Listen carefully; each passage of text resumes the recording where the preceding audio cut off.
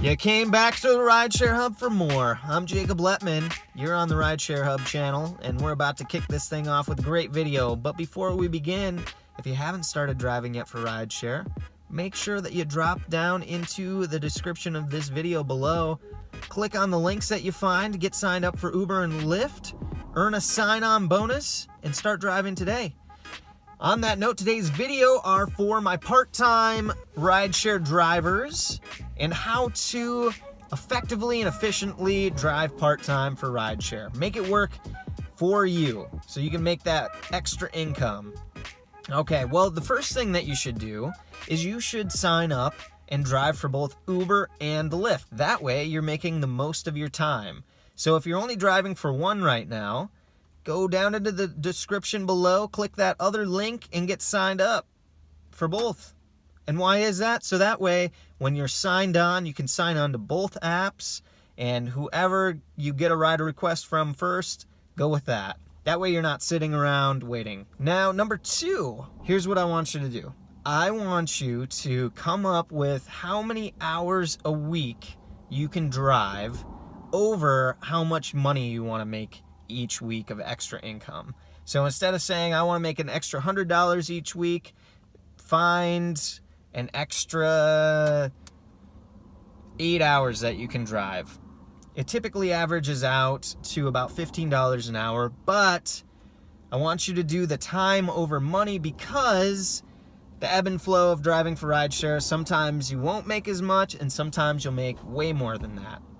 So it'll balance out. But if you can set your schedule up to create time where you're going to allot to driving for rideshare on top of what you already have, and you get used to doing that, well then you'll most likely end up making more money than your goal.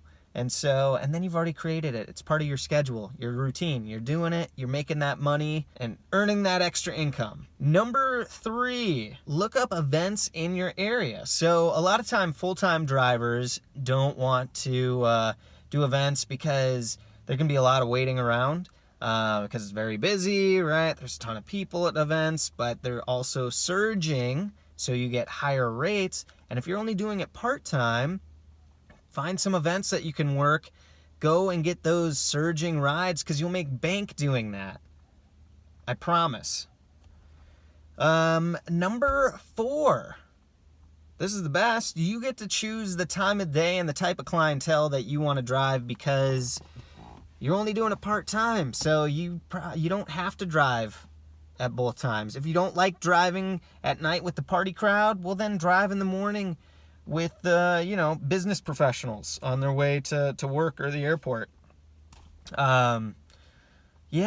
Figure out what works best for you. What do you like best? Or maybe you're a night owl and you don't mind that crowd. Then set it up so that you're going out at 10 o'clock at night and driving until 2 in the morning. Do that.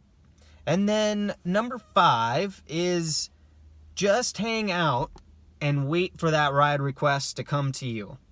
Don't go out looking for a ride. Hang out at home, relax. You're doing this part-time.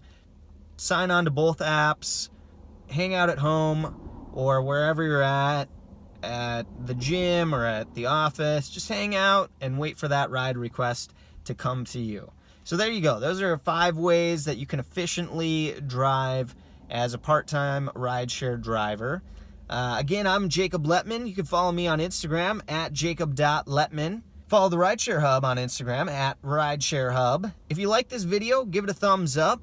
Feel free to share it with friends and family. Subscribe to our channel. And if I left anything out, my part-time drivers out there, drop down in the comment section below and let me know. Let us all know. This is a community effort. All right, you guys. Until next time, take it easy.